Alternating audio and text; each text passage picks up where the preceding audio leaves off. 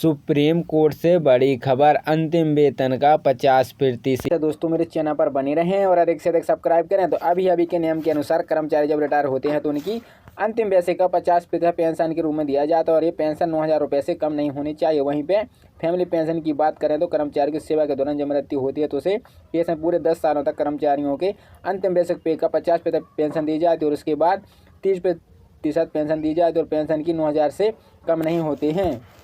Pension में न कटौती होगी। कर्मचारी की सेवा में रहते मृत्यु होने के बाद उनके परिवार को पहले 10 सालों तक बड़ी पेंशन यानी कि 50% के हिसाब से दी जाती है। उसके बाद 30% के हिसाब से पेंशन मिलना शुरू होती है। उसी को लेकर सुप्रीम कोर्ट में एक जनहित याचिका डाली है जिसमें कहा गया है कि जब एक बार 50% के हिसाब से पेंशन मिलनी शुरू होती है तो 10 साल के बाद 30% कराना न्यायगंत नहीं है। 50% बड़ी पेंशन के हिसाब से पेंशन भोगियों का रूटीन बन जाता है। ऐसे में 10 साल के बाद कटौती करना उचित नहीं है। सुप्रीम कोर्ट ने जनहित याचिका दायर, इसी को लेकर सुप्रीम कोर्ट में एक जनहित याचिका डाली गई थी जिसमें कहा गया कि एक बार जब पेंशन 50% के हिसाब से मिलनी शुरू हो जाती है तो बाद में काम करना उचित नहीं है। आपको बता दें कर्मचारी सेवा रहते हुए अगर कम समय में ही स्वर्गवास हो जाती हैं, ऐसे में उनके परिवार के पालन पोषण का पूरा बोझ उनकी विधवा पर आ जाता है। उनकी आय एकमात्र साधन पारिवारिक पेंशन होती है, जो ऐसे 30% पेंशन में गुजारा करना काफ़ी मुश्किल हो जाता है।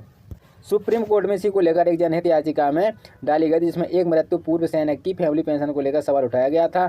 सीजीआई श्री वाई चंद्रचूड़ की अध्यक्षता वाली पीठ ने शुरू में अब पीआईएल पर विचार करने की इच्छा नहीं जताई। सुप्रीम कोर्ट ने सरकार का नीतिगत मामला देखते हुए उसकी सुनवाई करने में मना कर दिया था। बाद में वरिष्ठ अधिवक्ता निदेश गुप्ता ने अपनी दलीलों में सुप्रीम कोर्ट को केंद्र सरकार से मांगने के लिए मना किया। वकील ने दलील भी दी।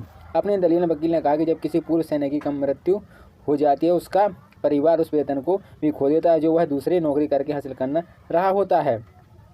वहीं दूसरी नौकरी करने के हासिल रक्षा कर्मियों को अंतिम वेतन के 50% के बराबर सेवा पेंशन दी जाती है। कर्मियों की मृत्यु की स्थिति में विधवा या आश्रित बच्चों को अंतिम पेंशन के 30% के बराबर साधा पेंशन दी जाती है।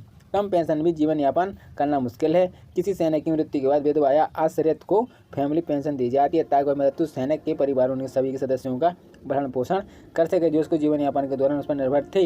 हालांकि पेंशन में इतनी कमी होने से जीवन यापन करना काफ़ी मुश्किल हो जाता है। याचिका में वकील ने दलील दी कि सरकार की पेंशन नीति मनमानी पूर्व अन्यपूर्ण है जो कि संविधान के अनुच्छेद 14 और अनुच्छेद 21 के तहत मृत्यु सेवा कर्मियों की विधवा और आश्रित बच्चों के अधिकारियों को उल्लंघन करती है।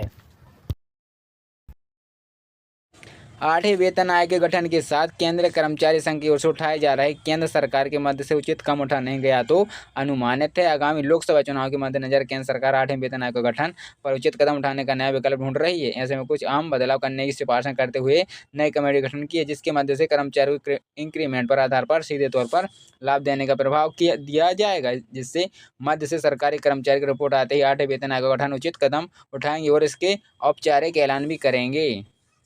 वेतन आयोग को कार्य केंद्र कर्मचारी सैलरी स्ट्रा को प्रत्येक वर्ष 10 वर्ष में वेतन का गठन करने के लिए बदलाव किया जाता है। इसके मध्य से केंद्र कर्मचारी को वेतन तय करने के लिए किया जाता है। लाखों कर्मचारियों को 8वें वेतन आयोग का इंतजार है जिसके मध्य से केंद्र मंत्री द्वारा जारी किए गए बयान के आधार पर केंद्र सरकार अभी 8वें वेतन आयोग पर गठन कोई प्रस्ताव नहीं ला रही है। सरकार का कहना है कि वेतन आयोग की सिफारिशों के आधार पर केंद्र कर्मचारी को पेंशन के भत्तों के वेतन समीक्षा कर्मचारी सैलरी पे पैट्री कर्मचारी को परफॉर्मेंस के आधार पर ही केंद्र बढ़ाया जाएगा। इसके मध्य से होने वाले वेतन आयोग के गठन कि कोई जरूर फिलहाल अभी देखने को नहीं मिल रही। ऐसे में यह कहना काफ़ी मुश्किल होगा कि सरकार पर क्या कदम उठा सकती है। 8वें वेतन आयोग बेसिक सैलरी केंद्र सरकार के 8वें वेतन आयोग को लागू किया जाता है तो आप सभी को बता दें कि बेसिक सैलरी मिलेगी। आप सभी लोगों कर्मचारियों को कम से कम बेसिक सैलरी 21,600 करीब होगी। तो अभी 7वें वेतन आयोग में फिलहाल 18,000। इसके साथ ही आपको लेवल 1 कर्मचारियों को 21,600 की बेसिक सैलरी और स्केल 2 वालों को कर्मचारियों को न्यूनतम 23,800 की सैलरी और स्केल 3 को 26,040 आधार पर स्केल के 8 कर्मचारियों को बेसिक सैलरी 57,120 के करीब मिलेगी। इस तरह 8वें वेतन आयोग लागू होने पर कर्मचारियों को वेतन में बढ़ोतरी होगी।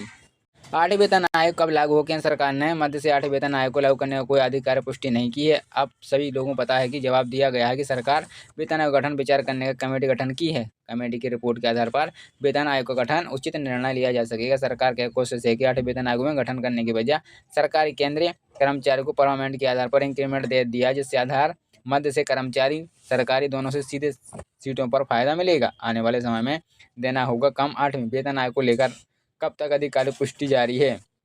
महंगाई भत्ते को लेकर घोषणा। देश में करीब 48 लाख से अधिक कर्मचारियों को करीब 67 लाख पेंशनधारियों से महंगाई भत्ते की घोषणा का इंतजार कर रहे हैं। केंद्र सरकार 2 बार महंगाई भत्ता